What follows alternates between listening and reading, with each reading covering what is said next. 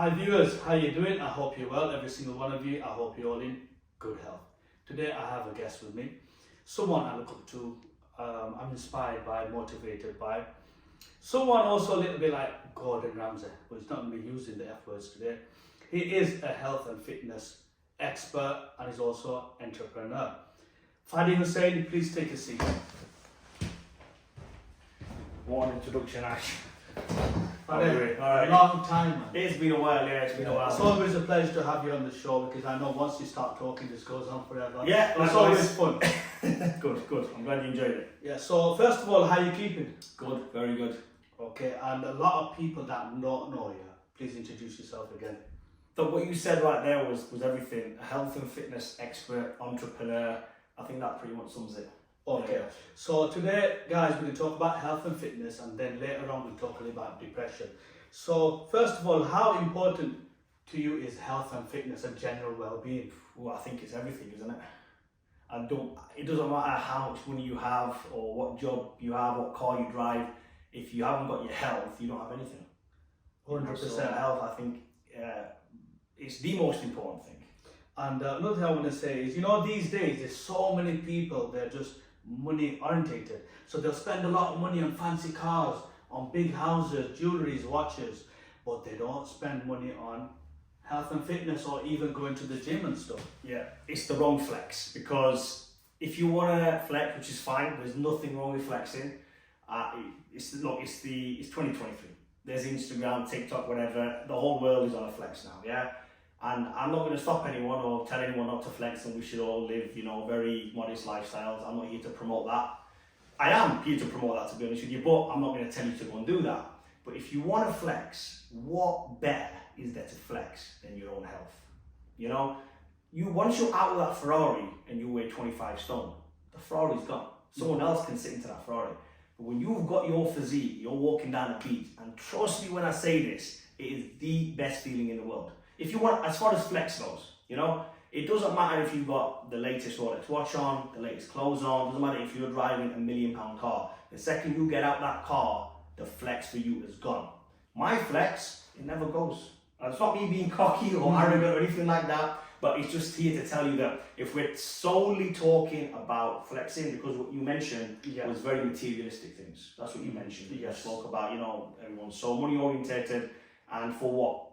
They don't have time, they say. A lot of times they say we're very busy, we don't have That's time, garbage. we've got kids, we're doing I've got this kids. 9 to 5, Yeah. etc. Yeah, I've got kids, everyone has kids. I don't think that, I think that's an excuse that they want to tell themselves.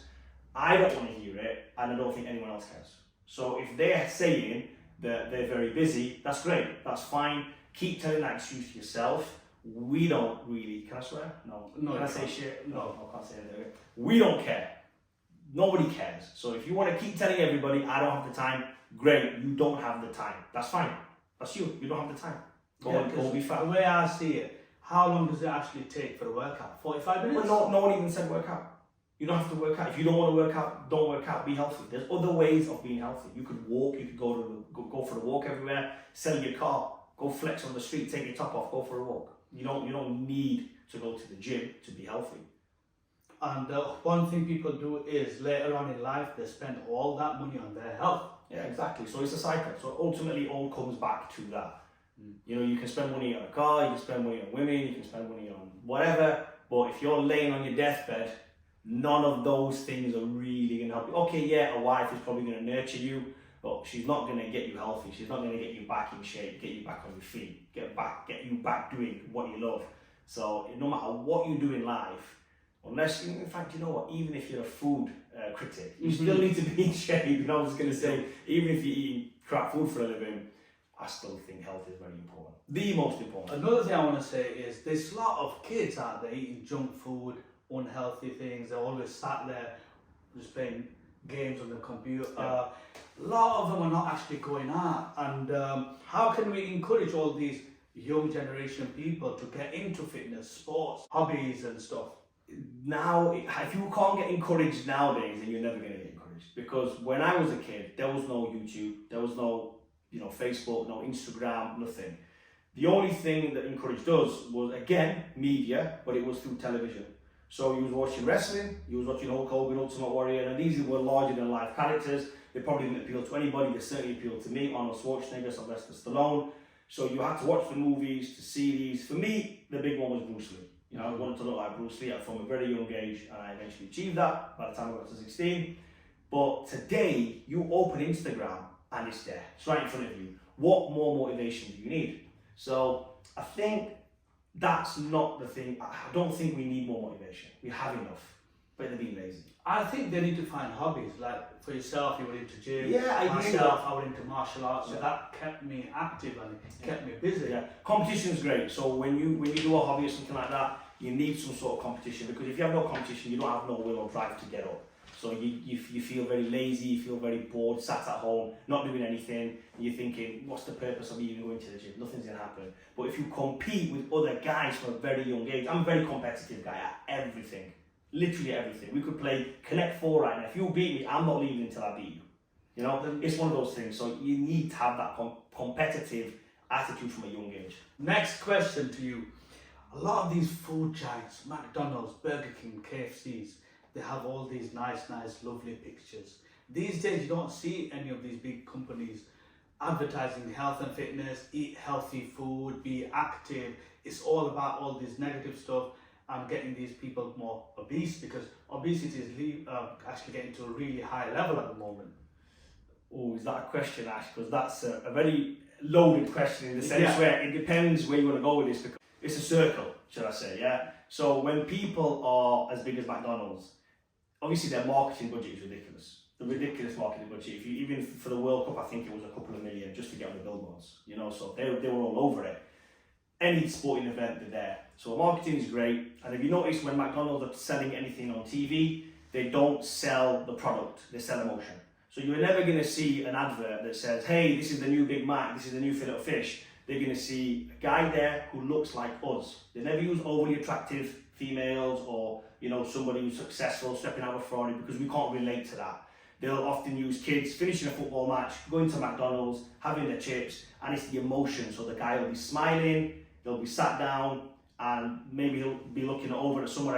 This is an advert that I remember. There was another old bloke sat down, and he looks over to him, and it's the emotion that McDonald's sell. So that's all they're trying to sell. They're trying to get you on emotion so they can appeal to everybody. The guy in the Ferrari is always going to buy it. But now you're talking about health and fitness, why don't they promote healthy food? Yes. Because they don't need to. Because if they're getting you hooked on this kind of food, their friends in Big Pharma can't sell you something if you're healthy. So if everyone's promoting health and fitness, if Subway and McDonald's and KFC are the healthiest food chains because they're the biggest food chains in the world, then what's Big Pharma going to do? They need to get you ill in order for those guys to come over and sell you the cure. Talking about ill, a lot of people suffering from a lot of health problems these days, mainly to do with all food, all the crap and the junk food they have, and they don't even get it checked out.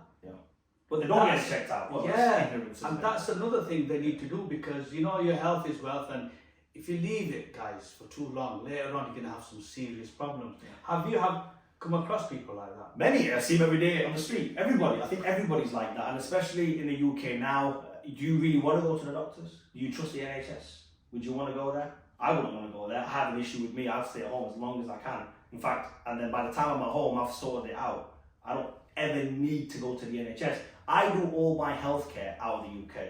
I don't get no blood checks over here. I don't trust nothing to do with this system in the NHS. So I wouldn't trust it. You know the number one cause of death is in NHS? What is it? It's not smoking, it's not obesity, what is it? You tell me. Negligence. Okay. So why would you trust the NHS? But again, like I said, I don't know how deep you want to go with this. That's a whole other topic. But yeah, and you know, there's obviously there's going to be people that have lost faith in the health system like me, and I've kind of rewritten the health system to promote to other people that what they've been selling you, what they've been telling you, is incorrect. It's dated, it has an agenda behind it, and it's completely false.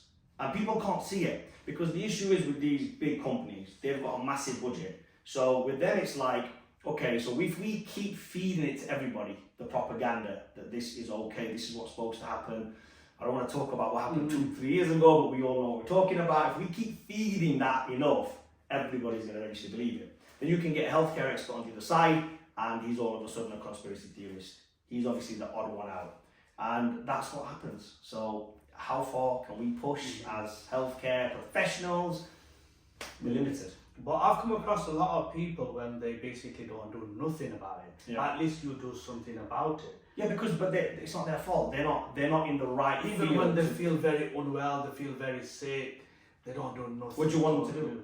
So a lot of times, guys, I would say, even speak to a professional. Yeah. Do you know what I say? There's a phrase for it. Prevention is the best cure.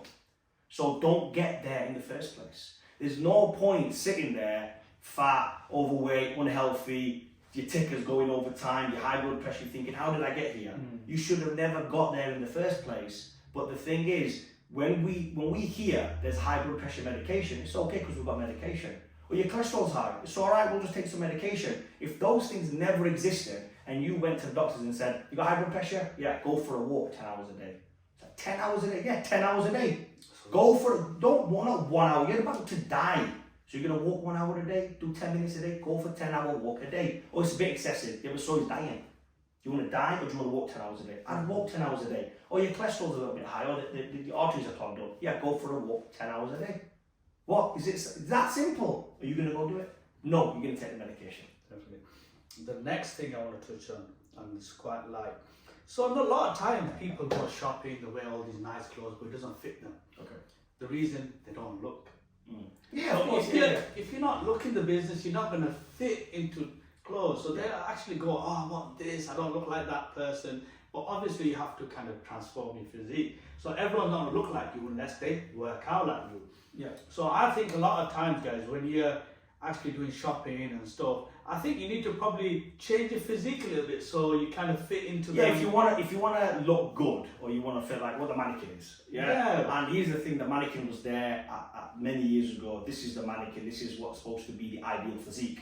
That's what we're supposed to look like. I always say that this is. When people say to me when I'm out and about, "Oh, you've got really good physique," and I says, "No, I have a normal physique." If we were around 2,000 years ago, I would fit in with everybody else. Every single person 2,000 years ago would look like me. You guys are the odd one out. If you don't look like me, that's on you. I'm looking normal. I am how a human is supposed to look. This is not excessive. This is how genetically we are structured to look. We're supposed to hunt and fight. This is what we are. I am nothing amazing 2,000 years ago. I'm the norm. What's changed? Everybody else has gone worse. So they look at me like, oh my God, this guy's a good physique. And I always tell them, it's not me who's good. You are just really bad. And it hurts. Do you have clients when they come to you and they want to look like this person? Absolutely, yeah, of course. And that's a good thing. It's a good visualization tool to have. You know, okay, I will look like this guy, or often I want a physique that you've got. Okay, great, but let's be realistic. You're about 25 kilo overweight, so for the first 3 months, let's hammer it and lose 20 kilos first. Let's see where we're there, and then from there we can progress. So we do it in small increments, rather than saying, okay, you want to look like this guy, let's do it, let's start now, within 6 months you're going to look like that guy. So you have to slowly, let's lose 5 kilo, let's lose 10 kilo, because everybody's a bit different, depends who you're dealing with. Do you think we have covered everything, or would you like to speak anything else about health and fitness, just in case we missed anything? You tell me, Ash, I can go whenever, man. Okay. Because it's always nice talking to you about health and fitness. A lot of viewers you have that follow you now because you're quite big on social media. Yeah, I've done alright. You give a lot of advice I as do, well. I give a lot, yeah. Fadi Hussain. Yeah, you talk a lot as well. So how can they follow your social media and stuff now? Because it's got some lot of interesting YouTube, Fadi Hussain. Instagram, Fadi Hussain 13, and I'm on TikTok and everywhere. You'll find me everywhere. Thousands of content out there. I know you're also a personal trainer. You're expensive. If you want to know my prices, just go on fadihussain.com. It's all on there. Fadi, I think we've more or less covered everything on health and fitness. Next, guys, we're going to talk about depression. Thank you very much.